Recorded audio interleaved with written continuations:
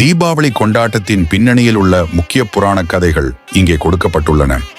நரகாசுரன் என்ற அசுரன் பூமி தேவிக்கு பிறந்தவன். தன்னுடைய பலத்தின் காரணமாக அவன் உலகை ஆள ஆசைப்பட்டு பல மன்னர்களையும் மக்களையும் துன்புறுத்தினான். அவன் 16,000 பெண்களை சிறைப்பிடித்து வைத்திருந்தான்.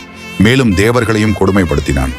மக்களின் துன்பத்தை போக்க விஷ்ணுவின் அவதாரமான ஸ்ரீ கிருஷ்ணர் தனது மனைவியான சத்யபாமாவுடன் சத்யபாமா பூமி தேவியின் மற்றொரு வடிவம் போருக்கு சென்றார். நரகாசுரன் தான் தாயால் மட்டுமே கொல்லப்பட வேண்டும் என்ற வரத்தை பெற்றிருந்தான். எனவே போரின் போது கிருஷ்ணர் மயக்கமடைவது போல நடிக்க சத்யபாமா கோபம் கொண்டு நரகாசுரனை எதிர்த்து போரிட்டு அவனை கொன்றாள். நரகாசுரன் கொல்லப்பட்ட நாள் மக்கள் அச்சத்தில் இருந்து விடுபட்டு அவன் சிறை வைத்திருந்த பெண்கள் அனைவரும் மீட்கப்பட்ட நாளாக கொண்டாடப்படுகிறது. இதுவே நரக சதுர்த்தசி என்ற பெயரில் தீபாவளியாக அனுசரிக்கப்படுகிறது. அன்றைய தினம் அதிகாலையில் எண்ணெய் தேய்த்து குளிப்பது கங்கா ஸ்நானம் நரகத்தில் இருந்து விடுபடுவதை குறிக்கிறது.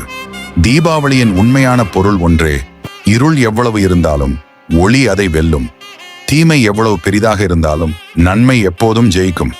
தீபாவளி நமக்கு நினைவூட்டுவது சத்தியம் எப்போதும் வெற்றி பெறும். நன்மை நம்மை வழிநடத்தும். அன்பும் ஒற்றுமையும் வாழ்க்கையின் உண்மையான ஒளி.